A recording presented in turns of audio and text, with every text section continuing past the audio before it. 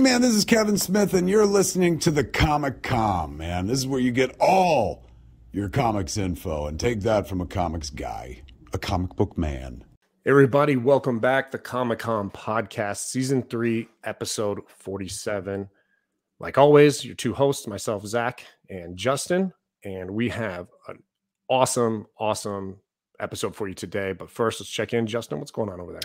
Hey, what's going on, everybody? Yeah, so this is obviously dropping after Thanksgiving. Hopefully everyone had a great Turkey Day, or if you're still celebrating out there, obviously dropping this on Black Friday. So get out there and buy some stuff, buy some comic books. I'm sure tons of comic shops are having tons of sales.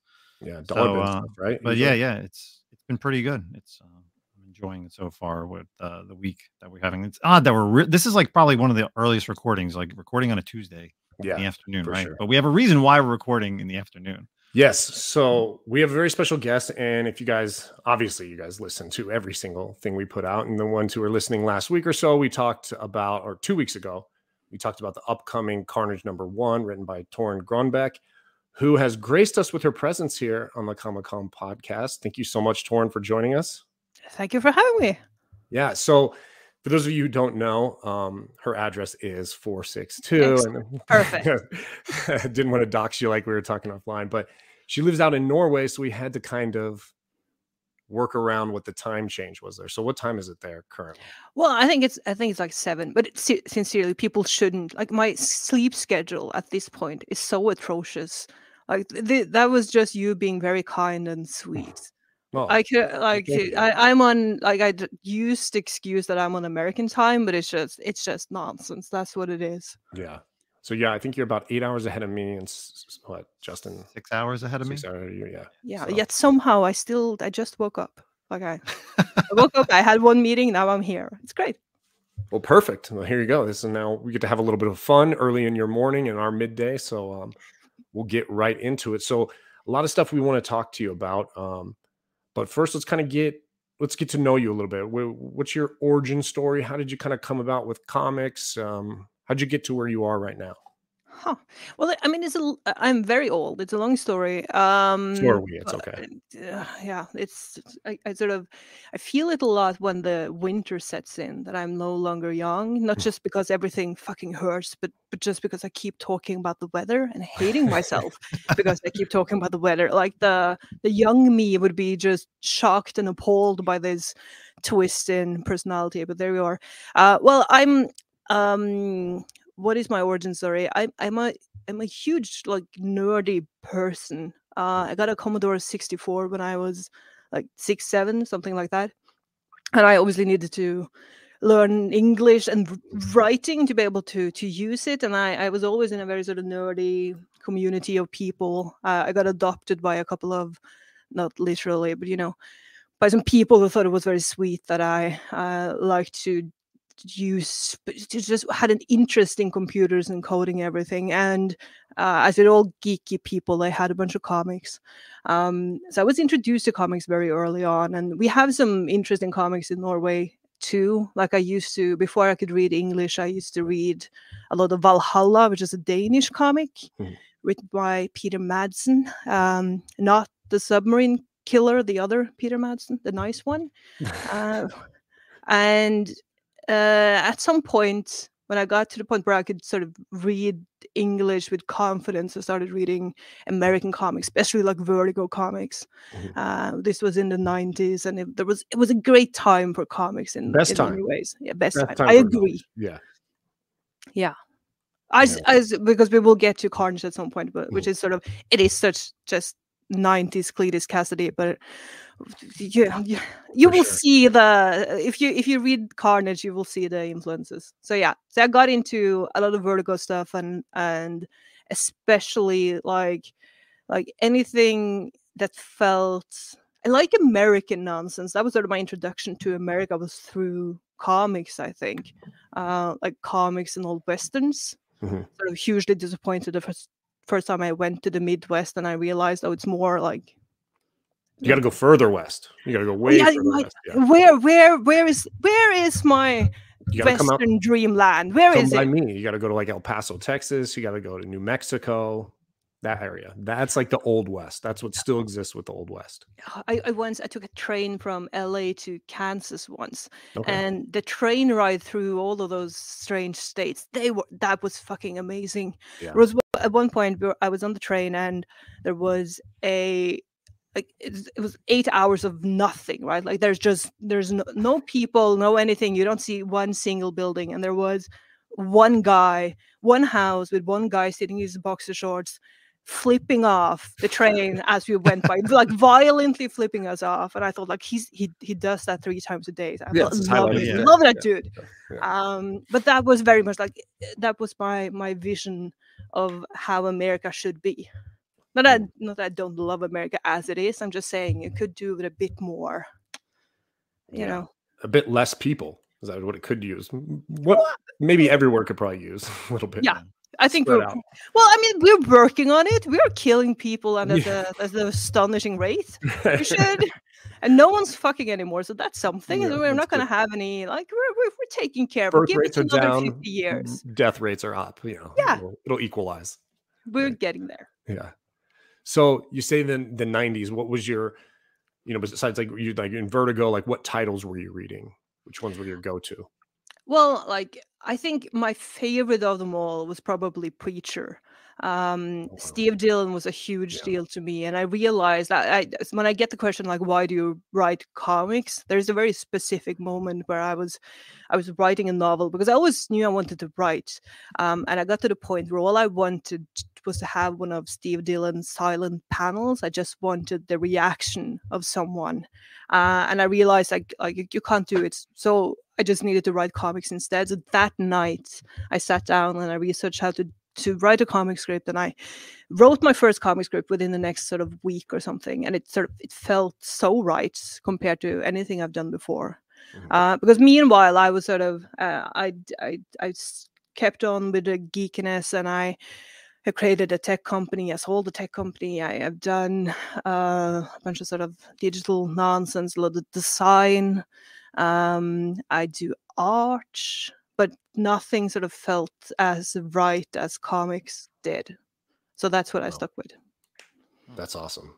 Yeah. When did so with you were saying the tech companies and stuff, like when you first got into this, we were talking kind of like 2020. So what was your like last job before you were like, I'm a Marvel or a writer or Dynamite writer? What was the last thing? What was the last job? Oh fuck, I don't know. I did a bunch of like cookbooks. I've written and edited like a 30-ish cookbooks. Are you a good cook? I'm decent. But I am. Well, I think the main point for the publisher was that I delivered on deadline. I would just they would give me some job, and then when the deadline came around, there would be a PDF that I designed. Like everything would just be ready, and no one really. I shouldn't say this on air, but they just sent it off to the printer. So, but I do get a lot of people still use the books and send me messages. Like I have one typo in one of the recipes for a stew that people keep. Like every year they keep being like, "Hey, there's an extra bottle of wine in this." I'm like, "Yeah, I do know now. I do know." But yeah, it was reminding you about your errors. That's it's very sweet. But it means that people are still reading them and using them, which I think is a good thing. I'm just saying it's every year, like when autumn comes around, because this is a book with stews and soups and everything, and I get like a couple of people being like, "Hey, are you aware?" I'm like, "Yeah, I am indeed." But yeah, I was doing cookbooks and a lot of like digital consultancy, and I don't know, different things. I've been a freelancer for the past 20 years or something, I think. Wow. There's look, if whatever people would pay me, that sounded horrible. Never mind. That's fine. You can continue with that. I like that answer. Yeah. See what that was. That one was money job. That's good. Yeah. No, listen, I get so many. This keeps coming up because I keep getting them. Like people being like asking me to send them feed pics and offering me a quite decent amount of money for, shaving my big toe or whatever on camera. So that's something, I suppose. If the comics thing fails, it's good to have a backup. Oh, yeah. Man, society is really devolving for sure. Well, you can say that, or people are just getting in touch with themselves, like they're just finding their I guess true that's true. self. Yeah, I've always I would been a never toe say guy, that, but not ironically, by the way. It's just so weird. I don't yeah. know. So Marvel, you kind of been writing with Marvel for a while now, correct? For 4 years. What was your first title with them that you started with? It was Jane Foster of Valkyrie. Okay. I took over for Al Ewing because he was co-writing with Jason Aaron, and Al is obviously a busy man, and Jason is also a busy man, so they needed a co-writer. But by that time, I'd done a couple of books for myself. I was doing sort of the conventions and everything you do. I just had one paying gig at DC that was never made, which is sort of a heartbreaking thing. But the editor quit, and I don't think anyone's ever read the script. But I was slowly working in comics. And then I met Jason at New York Comic Con, and I suppose they were already looking for a co-writer at that point. So he's like, she's Norwegian, she writes comics, she tells horribly embarrassing stories. This is perfect. So he sent some of my books to Will Moss, who took a look and decided, okay, let's give her a shot. So when I got that opportunity, I sort of figured, okay, I'm gonna try to show them what I can do, and hopefully they'll let me stick around. And they did. Yeah, so that's kind of interesting. Is one thing. I mean, I've been reading your books for a while now, and it seems like you've kind of been brought in a lot of times on like the end of runs. You know what I mean? Like whether someone has left, like you took over Donny Cates' Thor run towards the end, the Venom run you're currently writing as well, and they've been great. And how is that? Before we move on to Carnage, because we're excited. Like I was very excited to see that you got the Carnage run. And I'm like, awesome. Now she's going to get her own title, kind of gets to spread her wings a little bit. But like, what's it like taking over some run that's already kind of put like the storyline in place? Like, is it hard to kind of weave it in there? Like, what's that like? Well, sometimes it is, and I think for Thor, it was interesting just because I didn't have a specific storyline that we were running towards. In fact, we had a few things that we wanted to sort of not do in case they could be done in the future. But we needed to tie up a few loose ends that were sort of complicated to tie up without doing the original thing. And I think you can sort of tell there are some clumsy parts in that story, but I'm overall sort of very happy with the fact that like Will is an amazing editor, and Michelle is sort of the two of them on the book are just brilliant to work with. And they let you do pretty much whatever you want as long as the story is there and heading in the direction that it should do. And in this case, it was sort of like, I just need to land the plane so Al can take over and do his thing. Having said that, I would love to at some point do my own sort of Thor, and start over in without having all of the things that we would need to fix.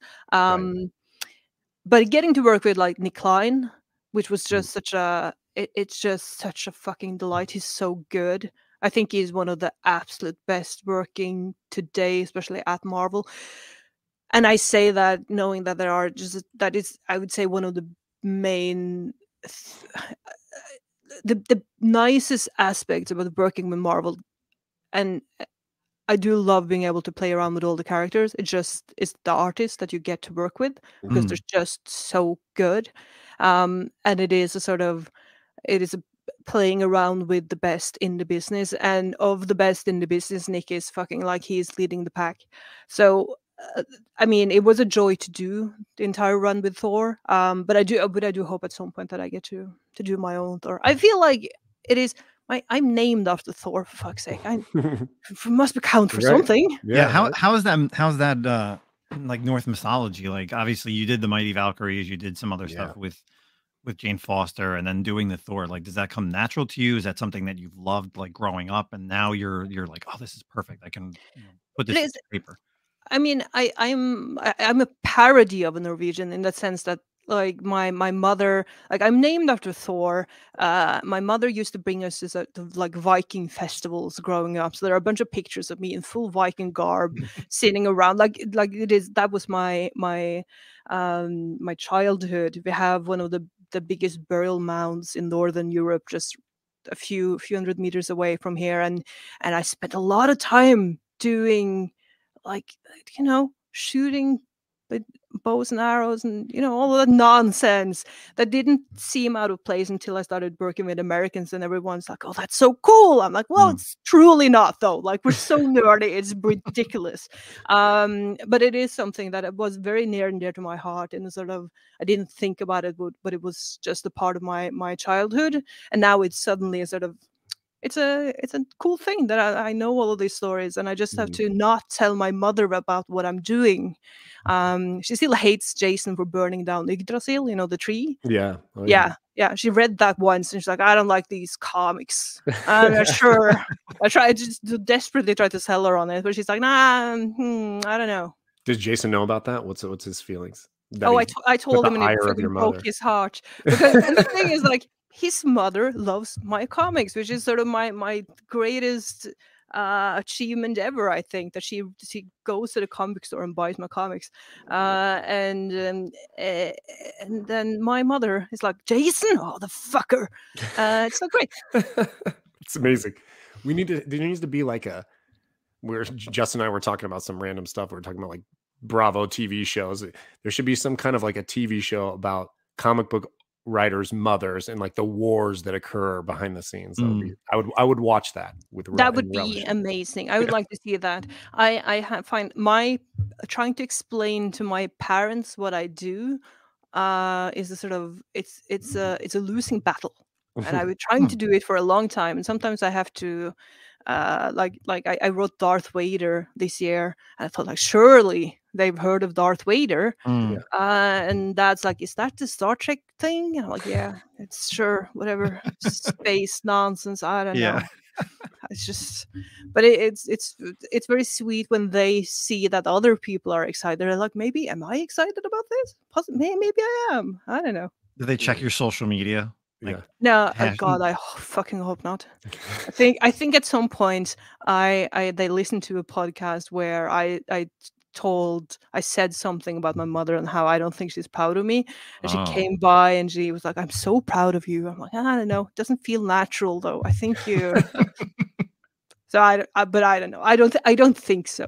I think they like most of Norway. It's just a thing that I do, and I try to explain what I do, and no one quite understands it. But then it's very nice to come to the US and go like to. I went to Baltimore this year, and it's just a delight to talk to people who's actually read the comics. Oh yeah.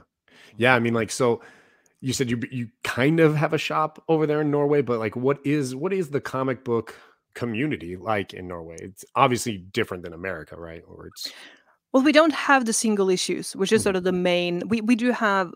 Well, that's not exactly true, because we have some things that you can buy sort of in the grocery stores, but they're mostly like children's, like Donald Duck and some different things. And then we do have a bunch of lovely people who make like cartoons of like series of different kinds, and then we have a lot of graphic novels. There's a whole like Nordic manga thing happening now, which is quite interesting. I mean, when we say Nordic manga, it doesn't actually look like manga. It's just more manga-ish than what we would usually do. So everyone's just like, "Oh, that's the Japanese stuff."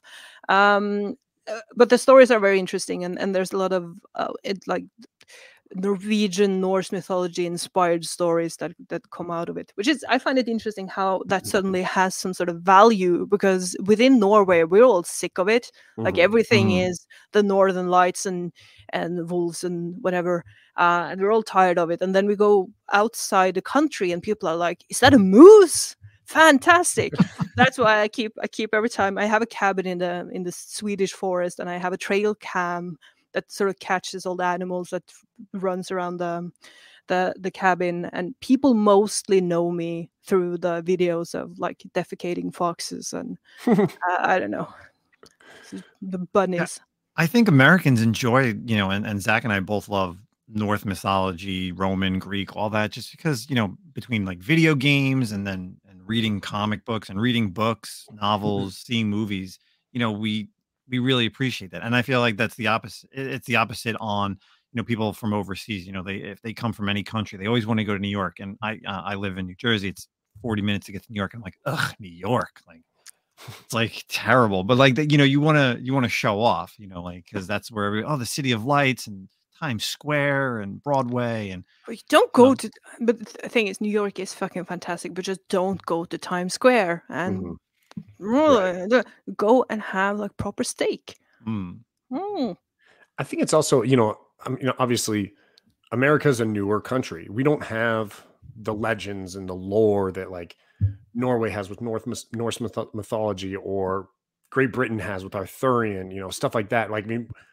our lore is probably the best we got is the Wild Wild West. I mean, that's really if you're going to go lore of America, that's kind of what we have. So we're all fascinated with it. We're all fascinated with any kind of Roman mythology, any kind of lore, because it's so different than what America's based off of. America's based off of, hey, we got a couple guys who didn't want to be taxed. Let's burn this bridge to the ground and take over, which shit, I'm like, why is that not happening all the time? Who likes to be taxed? So, but yeah, but I think that's kind of cool though. And I realized at some point that the sort of northern mythology, it feels very much, it makes total sense when you live here. And I haven't really thought about that before, how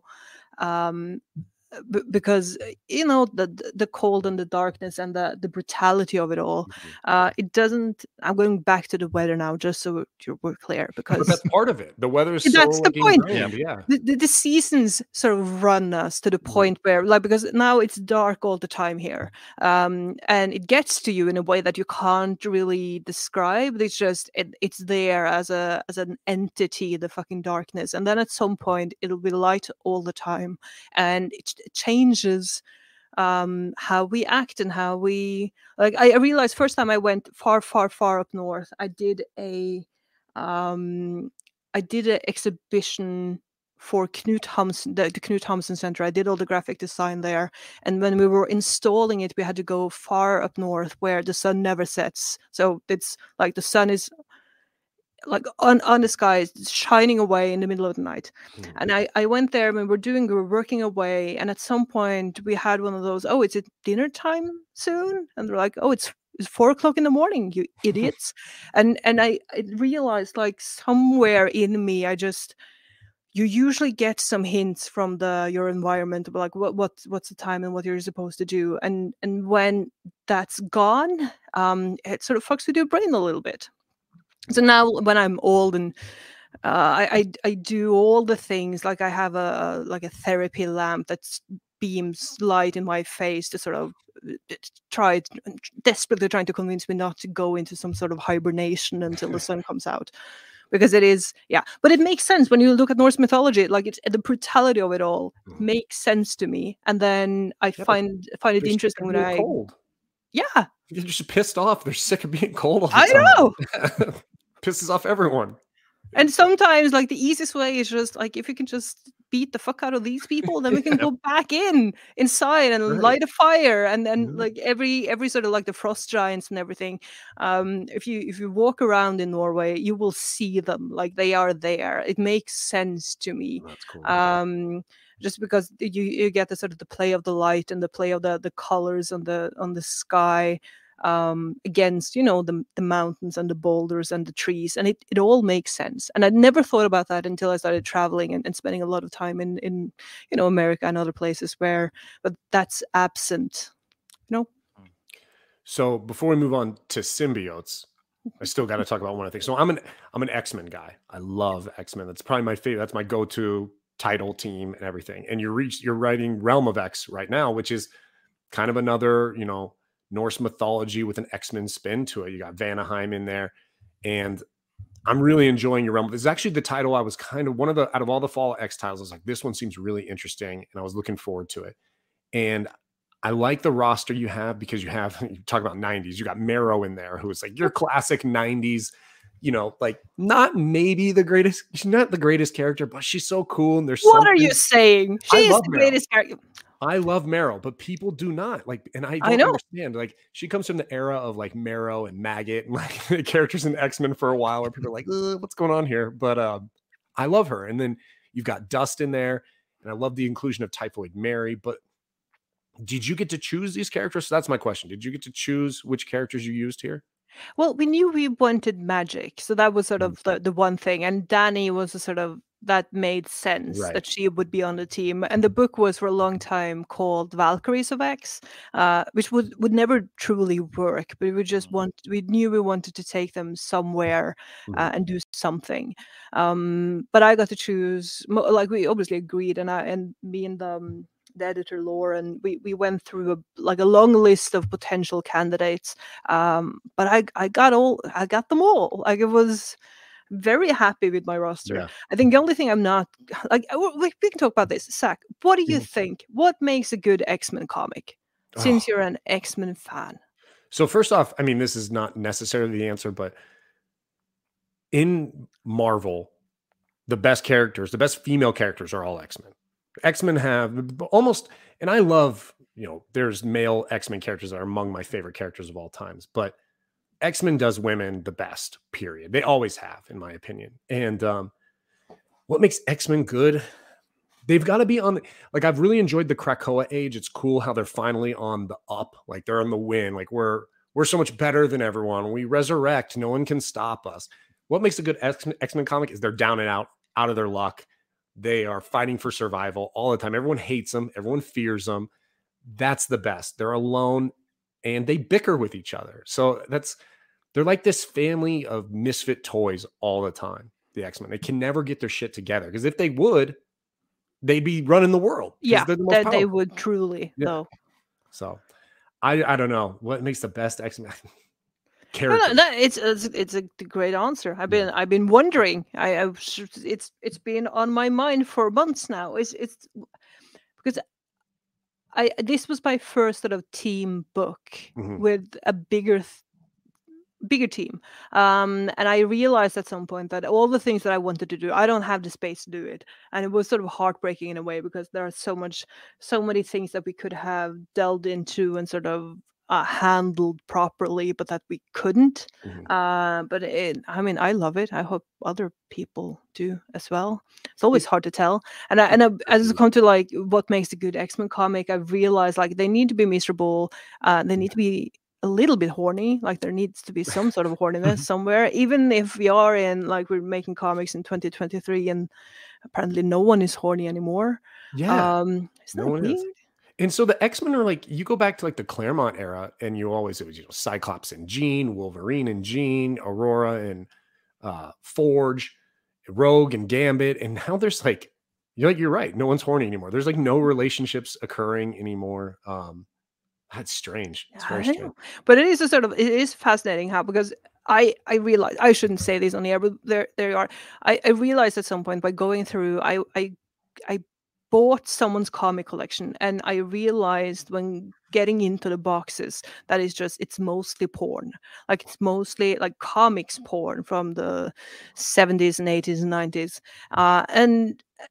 And not all of it is like porn, but there's a lot of, we're spending a lot of time on a few, like on things that we shouldn't necessarily need to use 4 pages for this woman to get changed. You know what I mean? Like, and it's just like, that's other things. Like, in the middle of the story, they needed to go to a brothel because that's just how it is. And we can't just skip it. We need to show it, you know, that kind of stuff.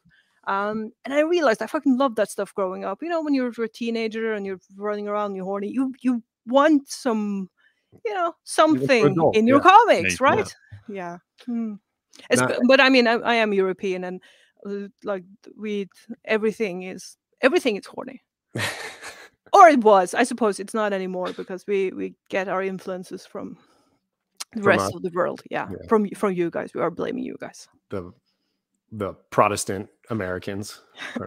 No, X-Men's tough. I think one of the things I've really liked the most about the Krakoa age was the reemergence of characters like Marrow, and these characters that hadn't been done in a long time. Like, it can be tough with the library of characters with X-Men, because you have the Cyclopses, the Wolverines, the Rogues, the Storms, and these are the great characters, right? And so everyone wants to write them. Everyone's got these stories, but the Wolverines, you see them all the time, and I like the team books, like your book, like the Realm of X book. I mean, Magic is probably the most popular character in that book right now in terms of like where she's at in the X world these days. She's probably the most prolific character there, but not a lot of those characters have these, like you put Wolverine in there and he dominates. It just, unfortunately, no matter what you do with him, he just dominates the story. And I like these books that have these offshoot characters. The other one I'm really enjoying is the, Vault of X, or the Children of the Vault. Now, yeah, that one was pretty good too, but Dark X-Men, the Dark X-Men. It's got like Madeline Pryor, and Havoc is one of my all-time favorite X-Men. It's got Azazel and just like these maggots in there as well. So it's just like these characters that don't get a lot of game time. And so that's what I've really liked about the Crackle Age. But yeah, I like Realm of X, and it's what, 5 issues? It's gonna be 5 issues, correct? It's gonna be 4. It should have been 5. It should have been. If I was to sort of handle all the interpersonal nonsense that we wanted to do, I realized it would have been like 10 issues. But we had 4 issues, and one of them is oversized, like the first one. But I mean, we get there. I'm just saying it would have been interesting. And it's, I think, getting back to sort of the taking over books for people. I think. Being able to, when you just do miniseries, and I do a lot of miniseries, you can't really dwell on the personal stuff too much. You have to sort of get to the point, the plot, and the plot it's very plot driven, and that's fine. But I realize like that what people come up to me and talk about, that's always the personal stuff. It's that I sort of sneak in between all the punching. So it would be interesting to do an ongoing at some point, and being able to sort of steer the personal arcs from the very beginning and sort of get to have a development throughout the story. It's also interesting when you do X-Men, because no one wants their favorite characters to be miserable. But if we're going to use them in anything, we do need them to be miserable. Right. So it's a lot of shouting from Twitter, and then hopefully everyone will be happy in the end for 45 seconds, and then we'll start torturing the characters again. Like it's of course. I think the thing with established characters, and Zach and I talk about this all the time, like what's a good series, whether it's a 10-issue run or 15 issues.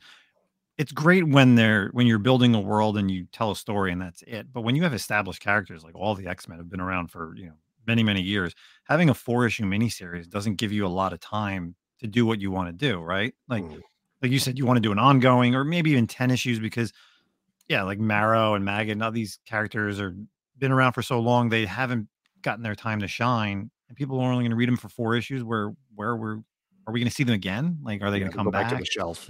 Yeah, exactly. And then you'll get some other characters in the next book. Yeah, and when you have 4 issues and 5 main characters plus like a couple of also main characters just on the other side of the team, we don't have the space to sort of delve into anything, basically, which is because it's all there, like it's all there on the paper, and it's all there in the back of my mind. So it was a frustrating experience to sort of realize and accept that it's not going to come through on the paper or like in the finished material, which is sort of sad. But I don't know, like if you're going to do a 10 issue something, I'm not sure you would use Marrow. I would love it. I think it would work. But Marrow is the one character that I keep getting people be like, so Marrow? But why? I'm like, what? Isn't it? She was the female Wolverine before X-23. Like that's really, and they didn't really develop her enough. I mean, she came out, she had the bones. I mean, she was feral pretty much. She was like a Morlock who was angry. She was a bad guy kind of at first. Like she's a very interesting character, and there's stuff to develop there. They even had the period of time where she could control her bone growth, and she looked like a normal person, which was, one of the issues because she was so grotesque initially and she hated it. But yeah, she has a lot of development, that you could do with her. And it's so interesting, characters like that, like Justin said, like you have these established characters. Like it's hard to mess with like Cyclops' storyline. Like how do you do anything new with Cyclops or Jean Grey? Like they've already been kind of done, but Marrow's relatively untouched in the long like span of her character. You could bring in a love interest and shake it up and do something different or whatever, there's a lot of room to maneuver with a character like that. So I always get excited when I see these like, C-list, D-list type characters, so to speak, like brought back, because I'm like, cool, maybe we'll get something here. So yeah, it's fascinating because there are so many X-Men books and people keep complaining that there are too many X-Men books, but I feel like there needs to be more. I don't know. More. Keep them coming. Less more, other books, all more X-Men. comics. Yeah, all X-Men. That's the thing. Nothing in Marvel except X-Men. Let's just do that. That's I'd be happy there. So, but let's move out of that then, and let's start talking some symbiotes here. So, you said we talked earlier. You're writing Venom right now, also, which is kind of a great precursor to the symbiote life, right? And moving into the Carnage. So, how are you enjoying Venom? Actually, see, Venom is a sort of, I didn't know that I would enjoy it as much as I do. There is there is the element of the sort of the goo punching goo that I had to get into. And I had a conversation with Alex Packnadel about this, who's written some symbiotes before, and he did a sort of thing. He took up 2 action figures and he went, this is what it is. You just have to smash these 2 together at some point and you should be fine. I'm not sure that's entirely true, but I do find a sort of, I found a sort of relief in the idea of, we just need, at some point, there needs to be some spectacular, nonsensical fight scenes and we should be fine. But I took over from Ram, who's obviously a very mindful, very good writer, and I'm working with Al Ewing, and I'm doing the sort of Dylan storyline, and Dylan currently has Venom. Yeah. And Eddie is somewhere, and Dylan doesn't know where. So trying to, like, Dylan has a very specific, like, we have something very specific he needs to do, but while he's doing that, there needs to be a storyline and there needs to be different things that happen. So we need some story arcs in between there. And it's been thoroughly enjoyable to do, even if, like, I realized at some point we do have a lot of young boys with symbiotes at this point. Yeah, Toxin, right? Red Goblin. Yeah. There's a lot of teenagey boys with symbiotes who and it's a sort of like realized at some point, like, everyone has daddy issues. Like, it's just Venom daddy issues, and chains. Apparently, that is the most, like, my first issue of Venom. We brought the chains back. Like, Venom has chains, and that was very was Ghost Rider-esque. It was awesome. Yeah, yeah, and all of my Twitter was just people being like, "Oh, hell yes, the chains are back." I think you're enjoying this on a level that I was not anticipating, but great. But that was, I was taking over from Ram. So Carnage was sort of, when I got to do Carnage, I could go and do whatever I wanted. And within Venom, we're still in a sort of, the age rating is something, I don't know what you're calling it over there, but it's something. We're trying to keep it sort of relatively readable for everyone. And no one told me anything when I was doing Carnage. I just wrote the script that I thought was sort of, this is what Carnage should be. And then we sent it to editors. We're like, yeah, this is great. And we started drawing Pere, who is doing like, it's just a joy to see the pages come alive. He's so good. I don't think I've had a single note on anything he's done. It's just right where it's supposed to be. And at some point in, like, issue 3 or something, we had a flying intestine, I think. And I'm not sure if that was the reason they had to do, like, they realized that, oh, we might not have, there might be a miscommunication somewhere, because this is not appropriate for whatever age rating they put on it. But I was like, I don't know. I just wrote the thing, and then Perry did exactly what I wanted, and now it's there. I don't know. And I do think we had to remove the intestine, but we still sort of, that was when, like a week later, I was tagged in a bunch of, like, oh, they had to up the age rating for Carnage. Yep. Yeah, we talked about that a couple of weeks ago of how they warned retailers that it's not like a teen anymore. It's more of a mature title for the first 2 issues. But it's perfect. It's Carnage. Oh, yeah. What It's would Carnage. how could you not? And I think it was I mean, there are some horrible images in there, and it only gets worse. Like the first issue it's fine. I think it's relatively fine. When we got away with the first issue, we just kept going, I suppose. I don't know.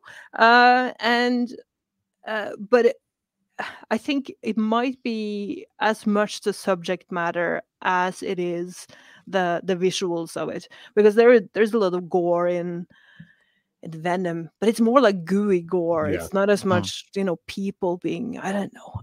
Yeah. Yeah, there are a lot of heads flying in Carnage. But having said that, I think for my sake, like I realized when you write a Marvel, like when you write a comic, whatever I deliver to Marvel, like a Marvel book returns. It is a sort of fascinating thing. Like whatever script I make, I will send it in, and then some time goes by, and then a Marvel book returns. And that's exactly how it's supposed to be. But with Carnage, I delivered the script. Perry did exactly what I wanted him to do. And then it came back as a sort of me thing, which is interesting. So if people hate this, that's fine. It's perfectly fine. But it is, I think, the most me book I've ever done at Marvel, which is horrifying. When it's Cletus Cassidy and Carnage. Right. But I feel very close to Cletus. He's not a good man, but he's a very interesting man. We talked about. Oh, go ahead, Justin. Sorry. Yeah, I don't want to get too much, obviously, with spoilers, but for the people that have kind of read the preview and seeing that, Cletus is back, I'm a huge Carnage fan. So like the stuff that, like when Crane and Zeb Wells did their little mini, and the Jerry Conway, like I'm a huge fan of that run. The last one that kind of ended, I really wasn't. Like, what can we expect, from the series? Well, I fell in love with Carnage in the 90s when it was very sort of raw and rough in a lot of ways. And there are some great stories and some horrible phrases and a lot of sort of a sort of very sort of 90s I don't know. That was what I thought about when I heard like, oh, go write Carnage. So I was trying to figure out how we could do that, how we can bring Cletus back from the 90s, so to speak. And that's sort of exactly what we did in the most sort of symbiote nonsense way possible, which is just he just throws up a version of Cletus Cassidy, and it's just don't overthink that, people. Just go with it. It's Cletus Cassidy. It's great. But I wanted to do something like that. But we knew that like the last thing that happened was Carnage was sort of realizing that he had the power. Like he was so powerful at this point that he might have the powers of a god. And if so, what is a god and what kind of god would he be? And the first issue is him sort of trying to figure that out and giving Cletus Cassidy the sort of like if we're a god, what kind of god are we? Figure it out, and Cletus tries to, I suppose. But Cletus, I find he's more street level than anything else, and I think Cletus Cassidy and Carnage works best when you have it when the stories are sort of street level and based in humanity in some way, right? Yeah. That's when it's supposed to hurt. Did you listen to our episode like 2 weeks ago? I literally said that. I think that's the best thing about Carnage is like he's a sadistic killer. It needs to be brought down to earth. When they did the Venom in like space, like the whole Space Knight series, and him in this like the last series where he was out in space as well. It's not Carnage. It's not Cletus. Like he's a sadistic killer. Yeah, and I think I think people like different things, and I see the point of a lot of the different stories, and I also see definitely the point of having that. Oh, we need to do something new with this character. Right. What is the thing we're going to do? But I always find that going back to basic sort of works in a way. Like I did have a Red Sonja too. We just went back to back. It's not Red Sonja in space or in Wisconsin. It's Red Sonja being Red Sonja. And with Carnage, that was the thing that interested me with the character, was somehow getting to like back on the streets, having this power, and then just trying to figure out what to do with it. I don't know. It's the most fun I've ever had writing anything. I can't, and I think you can tell. I think you can tell on the page that I'm thoroughly enjoying it. Just see what people think tomorrow, because we are recording this on Tuesday and it's going to be out tomorrow. Correct. Yes. And we had talked. So we had kind of said this. In Marvel has a tendency to kind of take all these villains, right, and make them anti-heroes and stuff like that, whether it's Venom from the original days or Magneto, or even Doctor Doom has had his time as a hero. In Carnage, and Thanos as well has kind of had his time as a hero, but Carnage seems to be like the one character. There's just nothing redeeming. You can't redeem Cletus Cassidy in Carnage, and it's so great. I mean, no. No. Not unless you were going to, it would need to be like, oh, there was a world war and some very bad people did some very bad things in the news or something. I don't know. Yeah. But then at some point he would turn on you and then he start killing you. I mean, because that is, I was trying to figure out, because every time you have a fictional serial killer, because there is a sort of distinct difference between actual serial killers and fictional serial killers, because we do like to make our fictional serial killers a lot more interesting than real serial killers tends to be. Yeah, and they usually have some sort of motive, and they have some sort of, oh, back when my mother read me the poem, that's when I started craving blood. But in reality, it's just people who accidentally killed someone and then shoved them under the bed for 2 weeks and still started smelling. Like, it's not like serial killers are, in general, very boring and predictable, and they shouldn't happen, really. But Cletus, I was trying to figure out if we ever tried to give him some sort of grand backstory that explained why he likes to kill people. It's just I just want to kill people. Bad person. And it's a delightful thing to play around with, and it is a sort of, get to the point from time to time where, like, because he's so powerful now, we could just kill everyone, but that's not fun either, right? Like, because there needs to be something there.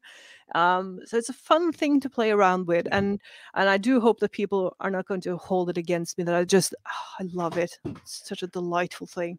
So I read the issue. And I've been reading I've been reading the past runs of Carnage as well. And then for the most part, I've actually really enjoyed even the previous run. I've really enjoyed the Carnage stuff. And I'm never been like a big Spider-Man universe kind of person. But I've always enjoyed Carnage because he's just such a bad guy always. And it's like, cool, I know what I'm getting here. It's Carnage. The name says it all. Here we go. So I loved, and we had in the past run, we've had this like split, right? You had the symbiote, and then you had Cletus Cassidy for a very long time, have not been together. You kind of had the ghost of Cletus in the past run. Cletus actually has been dead, since the Sentry threw him in the sun, I think, is when he was really like finally died. So it's great to see Cletus come back. I didn't like the symbiote acting a fool on his own. Like, that never really meant anything to me. It was just, okay, cool, it's a space alien. Like, it's not Carnage without Cletus. It's just a symbiote. So I agree. I loved, and maybe it was moderately nonsensical, the vomiting up of, but don't overthink.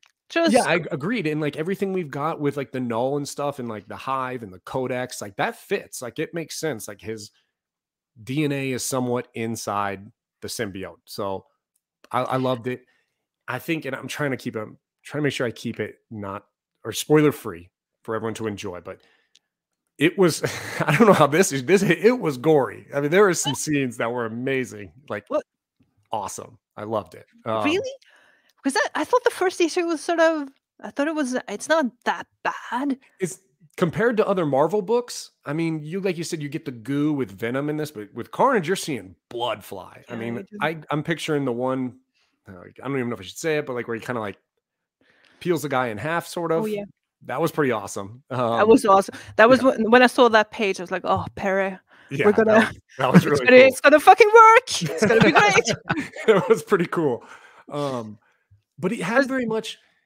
I feel like he has the vibes of, and I'm if I'm just dumbing it down, it has very much, and like you said, he's a god, but like, look, what's fun about being a god? And Cletus doesn't care about anything other than killing people, and he wants to have fun with it. It had very much like Joker vibes to it, where like this whole time Joker knows who Batman is, but who cares what his real identity is? Let's mess with him. Let's fuck with him and make this shit raw. And that's what it kind of feels like with Carnage. I'm very happy to hear you say that, because I think it's when you have Cletus, who grew up like his father killed his mother, and then he was caught for it, which I have later on. This is a mild spoiler, but that is is Cletus being so disappointed with his father because he couldn't even get away with murder, which I sort of found delightful. It's fitting. Because there's always a moment, right, when you find out your parents are just humans, and that was the moment for him when his father couldn't even get away with murder. And I think he grew up in this Catholic just home for naughty boys or something. I don't know. And I would say that his idea of religion would be very much influenced by the Catholic faith.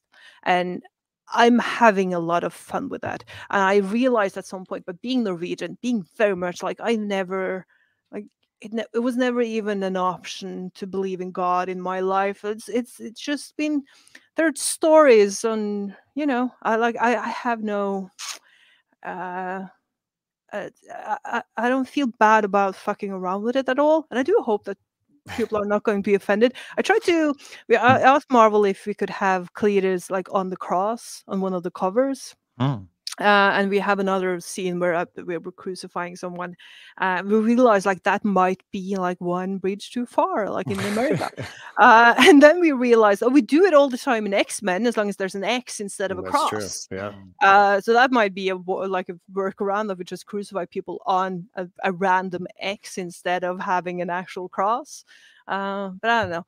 So you should read along and see if we get to crucify people. Because I don't know. I'm Catholic, so I'm excited for any kind of like Catholic leanings. Like, and I don't get offended very easily at all. So it's all storytelling and it's all fictional, so it's very enjoyable. And he does have that kind of vibe to him, where he's, you grow up Catholic and it's very much fire and brimstone. It's like, hey, be afraid because you could go to this really horrible place. And it seems like he relishes that. Like, hell yeah, let's go there.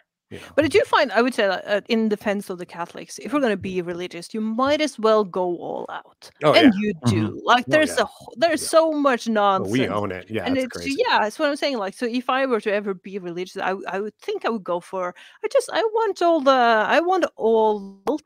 That sounds great. Mm-hmm. I'll put in a word with the Pope for you when you're ready. Yeah, I don't think it's gonna. So what do we have? Like, what's and I don't know, obviously, if we ask any questions that you're not allowed to answer, because obviously the book drops Wednesday, the 22nd. How long is this run? Are we looking here? Do you have an end goal here? Do you know your story, where you're going towards the end with this? I know the first 8 issues, and then we'll see. I know there are some Carnage plans for later, and I'm not sure if we get to keep going.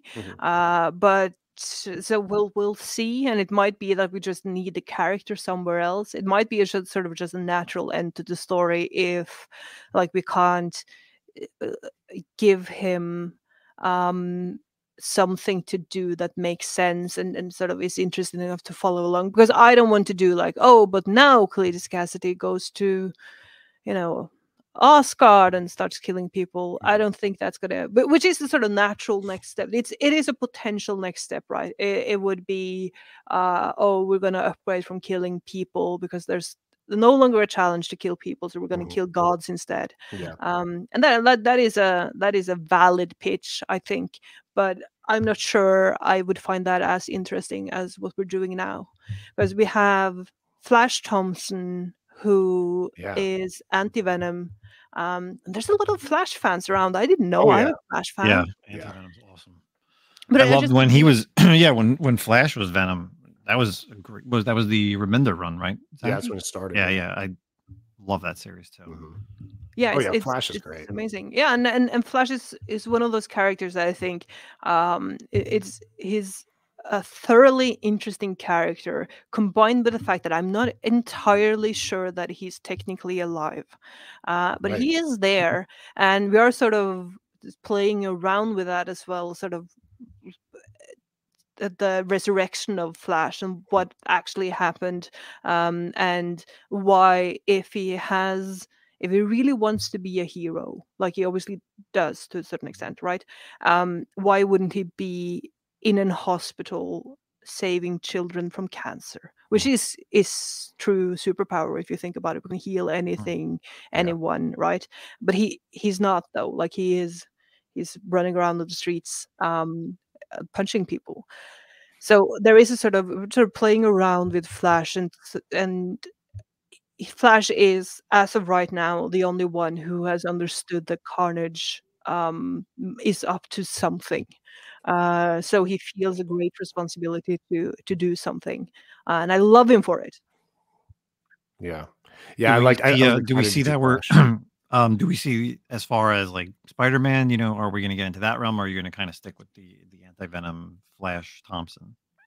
I mean, I would say that in the first, we're doing some other characters, but Flash is the main one. But I mean, Carnage has a list of people that should die, of course, along with a bunch of. It's mostly end up with people should die. That's the. I mean, it sounds so stupid when you talk about it, but it is sort of. I think it's more truth. There's more truth in the Carnage books than in any other book I've ever written.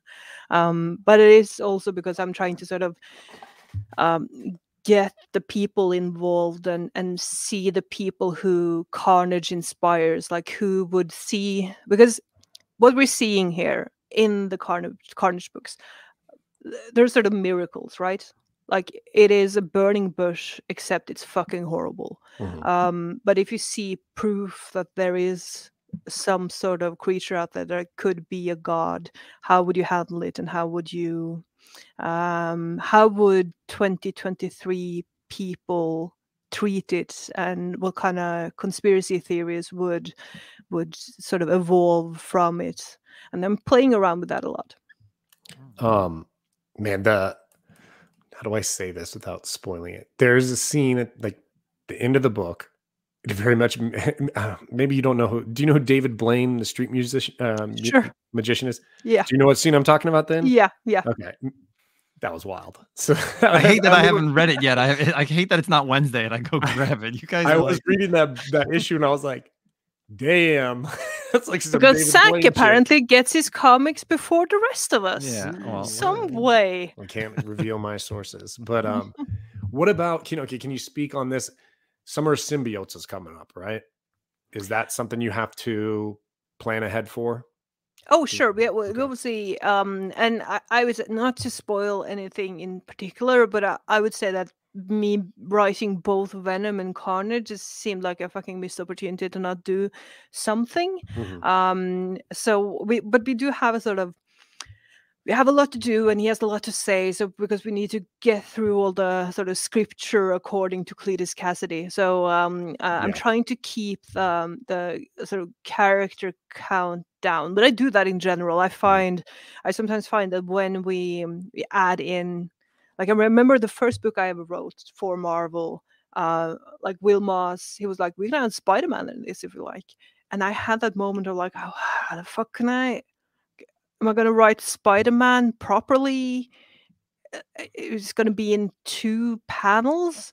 It feels like that feels like a fucking missed opportunity. So every time you add in one of those iconic characters, you have to make sure they work, right? Right. So I did actually, we did get Spider-Man, and so the first Marvel comic I wrote had like my first Spider-Man line, and I remember Jason texted me and he went, "So have you written it yet?" I was like, "What? Your first Spider-Man line? Have you written it yet?" And I was like, "Oh, is this a thing? Should I be terrified now?" And then I got terrified, of course, because I didn't know that I was supposed to be And it was a stupid joke about vegetarians, and I'm sort of, I don't know if it worked, but it is what it is. But it was a sort of teaching moment in the fact that the moment you bring on people, you have to make sure they work and they feel like, if you have Iron Man, he should feel like Iron Man for everyone. Right. So you have to be a little mindful about how many of them you bring in, and you don't want to tease a book and be like, oh, Spider-Man is going to join, and then have him in 2 pages and that's it, right? So Yeah, I'm trying to make sure that we don't bring too many people in, but that we make sure that those characters get a proper arc. It's a miserable arc, but I mean, it's there. Well, it's great. The first issue was amazing. Definitely very happy to hear it. Yeah, and this is obviously going to come out after the book drops. So if you aren't picking it up, go back to your shop, put it on your pull list, do what you got to do. Definitely suggest, if you're a Carnage fan, I can't imagine you not like this run. If you're a Carnage fan, even if you are like a middling Carnage fan, you're going to enjoy this run. Very, very. You're the first person I've spoken to that's read it outside of the team. So I'm very happy to hear you say that. Yeah. I mean, That's all.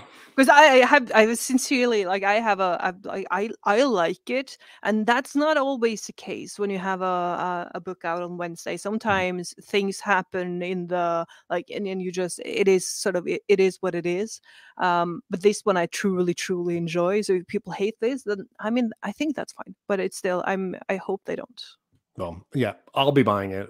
I'll continue to keep picking it up. I definitely enjoyed it. I can't wait. So I know we're kind of going a little long. I guess I kind of lied to you when I said 20 to 30 minutes, but we could honestly see, Justin, that's my fault. The thing is, I don't talk to anyone. I'm in Norway. It's freezing. I haven't spoken to anyone. I haven't.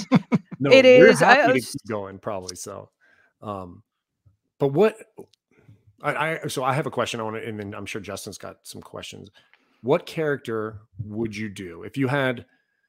Okay, let's put this out. Let's say Marvel and DC. If you had full access to the whole library, and you got to pick right now, which characters would you want to write next? See, this is a horrible question that I get a lot, and you would think that there would be like that I had an answer. And the thing is, in my experience, every time I get asked to do a character, I realize there is something to the character, and I'm sort of terrified that I would fuck it up if I would like to write like a really sort of old school Wolverine thing. Okay. That I would love that, and it would be just exactly what you think. Like, it would be him getting in bar fights and doing all the nonsense, but it would also be fucking great. I'm just saying. I like my old grumpy men. So for Marvel, probably Wolverine, or do like a proper Thor run. That would be amazing. For DC, Catwoman, probably. Maybe Satana would be. Justin, Justin's getting excited here. But I mean, these are just the two. I find it, like, especially when you have any sort of magical character at the moment, I find, and this is me being like not talking to anyone and then sitting on TikTok and falling down the rabbit holes of different like witchy community and everything. I just feel like there's a lot of things you can do with the magic users these days, because the audience have lost their fucking minds, which is great. I just enjoy the fact that you can convince anyone of anything in the days of TikTok and Instagram Reels. Like, they're just Yeah. I have some very gross examples here, but I'm not going to get into it. And I do enjoy that every time I tell people that I enjoy the horrible little echo chambers that people make and post videos. They start sending me examples of it, and then my faith in humanity just gradually disappears, dwindles into nothing. But it is fun in a sort of storytelling sort of thing. I don't know. So, two questions. Well, one question, and the thing that I think here's a perfect opportunity, as we've gotten to learn a lot about you pre-show and during this show, is I would love for you to write a 30 Days of Night in Norway. Oh man! Oh my God! I was literally thinking the same thing when she was talking about the daylight and stuff. Oh, bro. Yes. That would be so cool. That would be cool. I'm a huge fan of like when it first came out and then the movies and then Yes. they've had so many So good. spin-offs, but to have it, not in like Alaska, like have it in Norway where these vampires show up and obviously what you've done with Carnage and like, yes, let's do 30 I Days feel a like Night. yeah, I feel like that checks out. I Yeah. feel like that should be something that I could do. This is always horrible when something feels too perfect in case I would, fuck it up. That's how it is in every sort of reality TV competition ever. Every time someone is like, "Oh, this is my wheelhouse," they fuck it up, which is great. Mhm. But yeah, I would like that. Please, thank you, Justin. I If you would- make that happen, please. Let's talk to I think IDW is the ones who still hold rights to that. So Oh, let's yeah. get on that. I think that'd be an amazing Damn. series. Too bad it's not Boom, because Boom goes a little harder, I feel like, these days. Yeah, but I think that's who still owns the trademark. But that's where it was last. But as far like a question for you, I have you are writing Venom, you're writing the Carnage. Is there anything else that's upcoming outside of the the big house of Marvel, DC, any Image stuff or indie stuff that you're upcoming that has either been announced or you're on the There are on the some cusp of? things that are not announced that I'm enjoying, but I think are turning out pretty well. I'm also writing a small Nightmare Before Christmas thing that's coming out at some point in 2024. Which might be interesting, but it's fascinating because it's Nightmare Before Christmas, but it's also Disney who the very American, very careful with what they put Mhm. into Oh, yeah. into the Yeah. books. It's just been an interesting sort of journey for me. I'm not sure they'd read any of my comics before they. Don't send them Carnage. No, or maybe I should have. Maybe that would be I don't know. But yeah, but that's Awesome, yeah. that's coming up. That's sort of fun. But I'm very busy. That's something. I have a bunch of things coming up and I'm thoroughly enjoying basically every moment. How about cons? Any upcoming cons when you're coming back to the States next? What are your plans for 2024?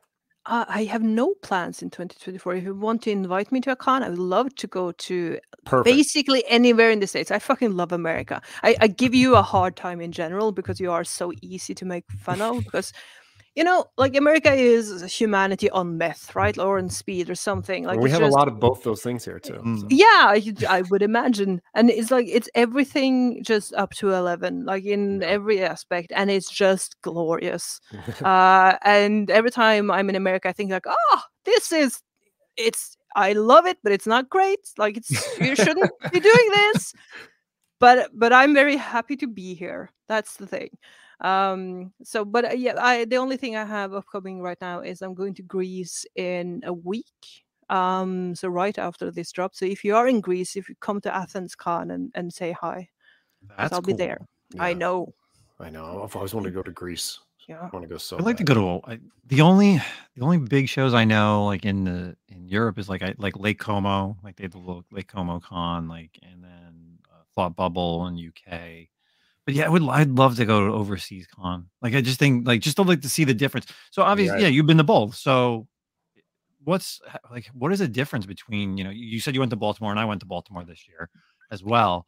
Is it like the same in No. Europe? Or is it No. way What's different? the No, energy I mean that it is sort of it's fast, especially like I just did Stockholm, and much as I love the Swedes, like they do not speak to you, like they will. It is, and I can relate. I'm Norwegian. We don't speak to anyone either, but we're ruder. So if you want to speak to someone, we will.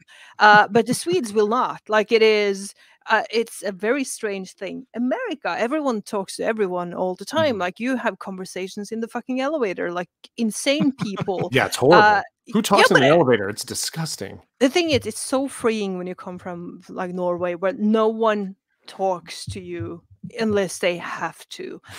It's all just passive aggressive nonsense. I think like it coming here and trying to make friends must be a nightmare. But like going to America, you're like, oh, I have 10 new friends just from this elevator ride. Yeah. You don't though, but it feels like it. Yeah. Like you can fool yourself into thinking that you have friends now. So and it is so like when I was in Baltimore, I think I don't think I ate lunch. Basically, I was just talking to people all the time, and it was delightful. But in in Europe, it's calmer. People are more sort of like they're not they don't talk to you as easily. There's a lot of like awkward. Oh, now we looked at this. So if I picked it up, do I have to buy it now? Like you, like especially the Brits do not know how to pick up something and then go, oh, this was not for me, and then walk away. So that's an awkward conversation. and I'm Norwegian. I don't know how to talk. Like I don't know how to end the conversation with a British person. But it's all good. The bar con is great all over the place. That's the thing, right?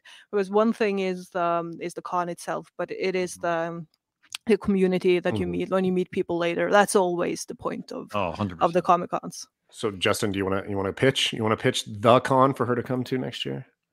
Well, yes, I think There's only one. Yeah, there's only one con you need to go to, and it's actually close. It's kind of close to you. So in Connecticut, it's called Terrificon. It's at the Mohegan Sun Casino, and you think people are like, it's at a casino. No. This is a legit con. It is 5-star hotel. Everything is underneath the casino. Like it's the hotel, the convention center. There is tons of places to eat. There's tons of things to do. Very clean. Zach and I both gone. I mean, I've been there multiple times. This is like a comic show for comic shows. This is like none of that entertainment stuff. It's just fun because of the community. Yeah, because I've heard people have a great time over there. I can't picture it when people say it's in a casino. I'm like, but what's around there? Like nothing. There's nothing. You don't leave. You don't ever need to leave. You don't leave. Yeah. No, but that's weird to me. But then I realized, like I went to Heroes Con at some point, and I was walking around Charlotte, just looking at because it's so beautiful. And I came from frosty, creepy, springy Norway, and I went there, and it was just so hot and beautiful, and everything was in full bloom. And I was walking around, and then the police stopped me and were like, "What are you up to?" I'm like, I don't know, I'm walking. Like, are you walking around? I'm like, yeah, sure. Isn't that what you do? And then, no, you're not supposed to walk. We got a creepy Norwegian lady. Yeah. I sincerely think someone called the police just because there's a lady walking around. We don't like that. But I'm always baffled when I go to cons and you can't walk places to get things, and just like, oh, you have to take a car to buy sodas? No, of course you don't, because there's a kiosk in the hotel. Fucking love America. Well, this one it's really fun. It's just the con's great. I don't like Justin goes every year. I went once a couple years ago, and we're going again this year. And like you said, you're in there, you're hanging out, you do the con thing, but then you can dip out, you can go to the casino, you grab a couple drinks, and everyone's hanging out there, everyone's staying at the casino. So once the con kind of shuts down, then you all meet up at the local country bar, little Wild West vibe for you. There's a mechanical bull that you can ride. I would love to see you on it, Zach. That's going to be great. Actually, I did it, and I was pretty impressed. He was really good on it. I've done it every year, except for this past year. But is it you sincerely go on the mechanical bull? Oh, yeah. Yeah. Oh, yeah. The guy is no joke. That is relentless. Amazing. I don't think I would do it again, though. I don't know. I'm old as well, and afterwards, your inner thighs are like in so much pain, and your hands from gripping. Oh, it's a nightmare. I find that astonishing. It might be. Am I a lot older than you guys? Like, what is going on? And it's just everything hurts all the time. I broke my back falling off a horse 20 years ago or something, and I realized like it didn't feel like a very serious accident before I hit the ground, if you know what I mean. I didn't think like, oh, this is going to affect the rest of my life, but it did. I'm terrified of those fucking nonsense things. And you have to, like, unless you're an exceptionally hot woman, what are you doing on a mechanical bull? Like, you're not going to look cool. No one. Like, that's not a thing. That's like, there's no way you're going to get up there and look cool. Yeah, it's fun though. The con is a really good time. The community, and I feel like the people, it's still kind of like, and I'm saying this from only going one time. Justin's obviously the pro on this con. It's still kind of one of those cons that falls under the radar. So you really only get like the people who genuinely want to be there, like the good people in the community are going. You don't see a lot of like the the influencers or some of the people you'll see that will show up for like, you know, the big ones, the NYCC or Baltimore, those ones. So it's very wholesome, I guess, in a way. Yeah, it's great. I mean, the fact that like you can, there's one morning I woke up, had breakfast, and I have Peter Tomasi sitting next to me, and we're talking about Batman and Robin one time, like 1 year, or like you could be playing craps or, you know, roulette, and there's like a writer artist that is, you know, from DC Marvel. It's always who did we like, ride in the elevator with, and we didn't realize it till later? Stephanie Phillips, right? Stephanie Phillips. Yeah. See, but that is a lovely thing, though. And if Peter is going back, I will join, just because I also like to have breakfast with. That sounded horrible when I said it out loud. I like Peter a lot. He is a fun fucking guy. But I'd go. That's what I'm saying. Just invite me to your con. It's so easy to get me to go to America. It's the easiest sell in the world. Just because I fucking love you guys. I know the promoter. I'll definitely throw your name over to him without a doubt. And I like to, whenever I travel in America, if I can just, like, I did Baltimore, and then I had a couple of days alone in Washington, D.C.